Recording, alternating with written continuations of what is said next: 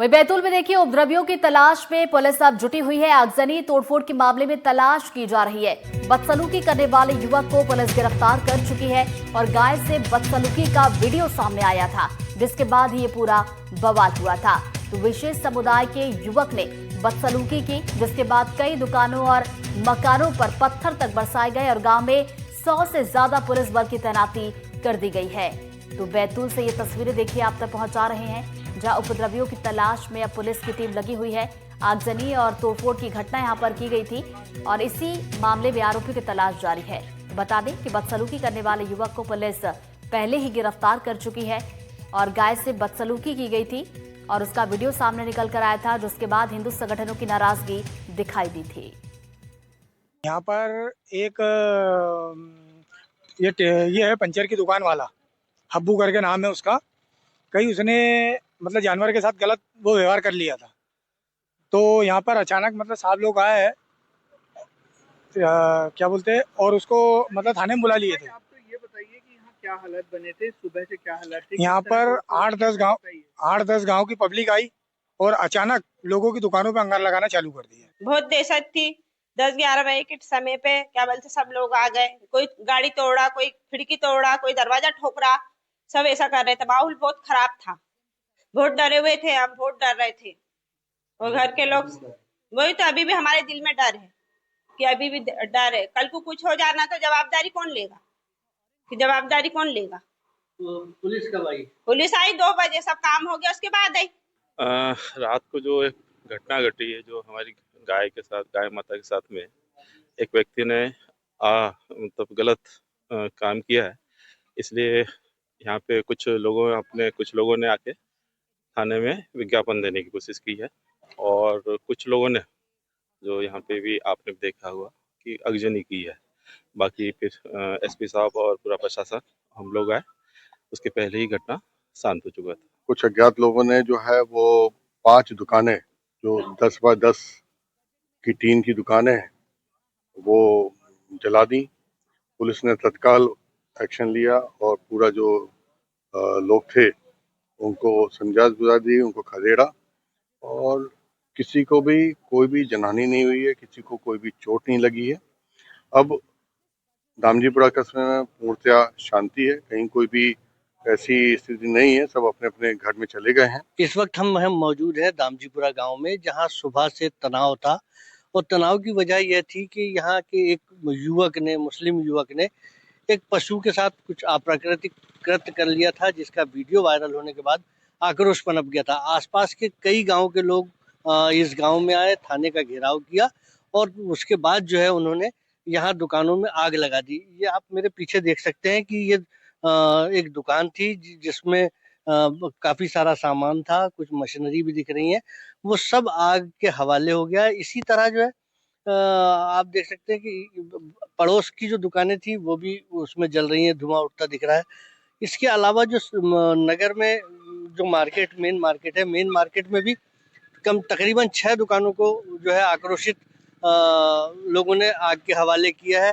फिलहाल जो है यहाँ पुलिस 3 से 3.5 घंटे लेट पहुंची और हालात को जैसे तैसे काबू किया है।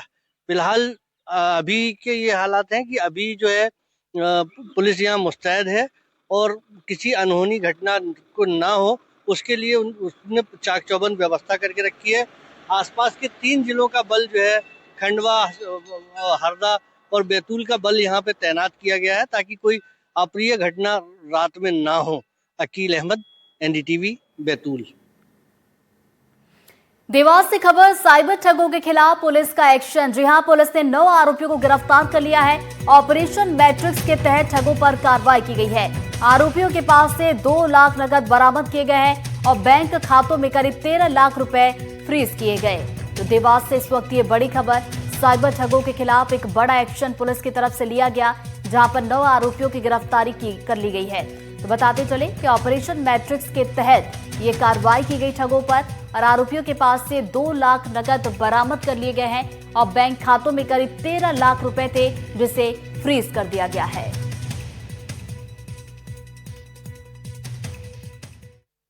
हमारे क्षेत्र के युवाओं को, आम जनता को चंद रुपयों का लालच देकर उनसे बैंक खातों को म्यूल अकाउंट के रूप में किराए पर लेता है और उन म्यूल अकाउंट्स का इस्तेमाल देश के अलग अलग क्षेत्रों में जो करोड़ों की साइबर ठगी हो रही है उनकी राशि को हस्तांतरित करने में प्रयोग करता है। ऐसे ही एक संगठित गिरोह का औद्योगिक क्षेत्र थाना पुलिस के द्वारा पर्दाफाश किया गया है, जिनमें कुल 9 लोगों को पुलिस ने गिरफ्तार किया गया है। ये 9 लोग अलग अलग क्षेत्रों के रहने वाले हैं। 2 लोग दमोह के हैं, कुछ लोग राजस्थान के हैं और ख़ासतौर पर 4 से 5 लोग इंदौर के रहने वाले हैं। लंबे समय से जो पूछताछ में पता चला है, ये 9 लोग संगठित गिरोह के रूप में जो म्यूल अकाउंट्स जो कि हमारे क्षेत्र की जनता से किराए पर लालच देकर खरीदे गए थे। मंदसौर से बड़ी खबर, जहां नकली घी फैक्ट्री पर छापेमार कार्रवाई की गई। मौके से बड़ी मात्रा में नकली घी बरामद किया गया। 2 आरोपियों को भी गिरफ्तार कर लिया गया है और पुलिस ने सोयाबीन तेल और केमिकल को बरामद किया। नकली घी में खुशबू के लिए केमिकल डाला जा रहा था। मामला दर्ज किया है और आगे की जांच पड़ताल शुरू कर दी गई है। तो मंदसौर से इस वक्त ये बड़ी खबर आप तक पहुंचा रहे हैं, जहां नकली घी की फैक्ट्री चल रही थी, उस पर छापेमार कार्रवाई की गई और बड़ी मात्रा में मौके से नकली घी को बरामद कर लिया गया है। साथ ही साथ 2 आरोपियों की गिरफ्तारी भी कर ली गई है। बताते चले कि पुलिस ने सोयाबीन तेल और केमिकल को बरामद किया। नकली घी में खुशबू के लिए इन केमिकल का इस्तेमाल किया जा रहा था। मामला दर्ज हो चुका है और आगे की कार्रवाई पुलिस की तरफ से शुरू कर दी गई है। हम लोगों को मुखबिर द्वारा मिली थी कि ओवरब्रिज के साइड से कोई जगह है जहाँ पे नकली घी बनाने का काम किया जा रहा है। सूचना एसडीएम सर के पास भी आई थी, तो फिर एक रेड प्लान की गई और पुलिस टीम को यहाँ भेजा गया। तो यहाँ पे 2 लड़के हैं जो गुजरात अहमदाबाद के रहने वाले हैं, जो सोयाबीन ऑयल में कुछ केमिकल मिलाकर और आर्टिफिशियल खुशबू मिलाकर नकली घी बनाते हैं। और अब बात करें कि बजट की। बजट को लेकर सीएम डॉक्टर मोहन यादव ने क्या कुछ कहा है, सुनवाते हैं। ये जो बजट आया, इसमें यशस्वी प्रधानमंत्री की सरकारों के माध्यम से तो 12वां बजट है, लेकिन वित्त मंत्री द्वारा नवा बजट जो प्रस्तुत किया गया है, मेरी अपनी ओर से बहुत बहुत बधाई। ये विकसित भारत 2047 का बजट पेश है, जिसमें गरीब, युवा, अन्नदाता और महिलाओं पर विशेष फोकस किया गया।